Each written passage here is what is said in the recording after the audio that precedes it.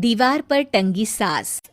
पंजाबी में कहावत है, सास चंगी होवे या ते दीवार ते टंगी होवे। संगीता की शादी भी एक ऐसे ही घर में होती है जहां उसकी सास दीवार पर टंगी होती है। ससुर और पति शादी के पहले दिन उसे सास के फोटो के सामने ले जाते हैं, जहां ससुर जी कहते हैं, बेटा संगीता, ये तुम्हारी सास थी, बहुत नेक और भली, लेकिन थोड़ी गुस्सैल थी। गुस्सा आने पर सब तहस नहस कर देती थी, पर अब ये इस दुनिया में नहीं है। हाँ संगीता, माँ होती तो तुम इनकी कोई बात टाल नहीं सकती थी, वरना तो माँ घर में भूचाल ले आती।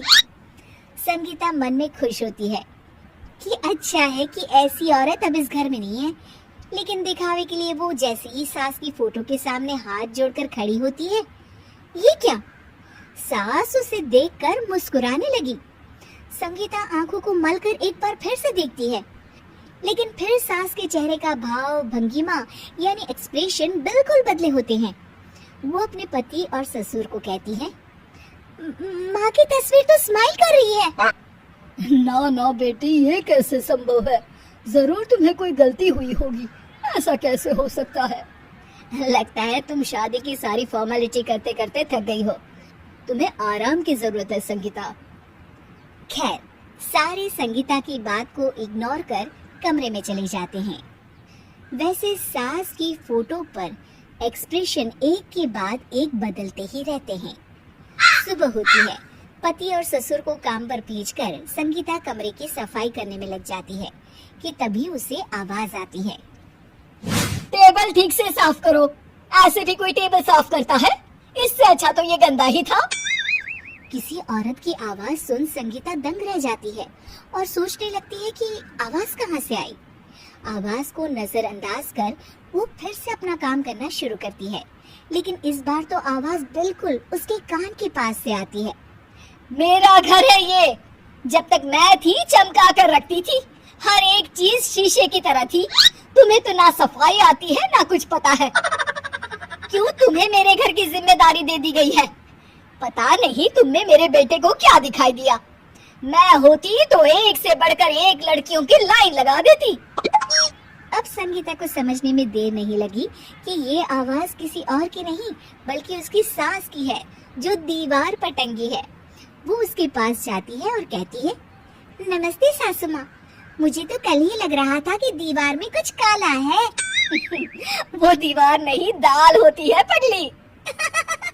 सही पकड़े हैं सासू माँ। तो क्या हो गया आपको जो आप यहाँ भी चैन से नहीं बैठी हैं? सुना मैंने आपका व्यवहार काफी गुस्से वाला था। चुप रहे तू, ज्यादा बकर बकर ना कर। घर का काम करना तो आता नहीं, आई है मुझसे बहस करने। हाँ देखिए सासू माँ, मैं आपसे साफ साफ कह देती हूँ, मुझसे पंगा लेने की कोशिश मत करिएगा। तभी पीछे से संगीता का पति आता है। अरे संगीता, किससे बात कर रही हो? कौन है वहाँ? संगीता की सास की फोटो फिर से पहले जैसी हो जाती है। आपकी माँ से कह रही थी कि मुझे काम करना आता। अरे संगीता, माना सास के ताने हर बहू को अच्छे लगते हैं, लेकिन यहाँ तो माँ है ही नहीं। तुम तो फोटो से ही तुम भी लाजवाब हो संगीता। किसी को विश्वास नहीं होता कि संगीता अपनी मरी हुई सास की फोटो से बात करती है।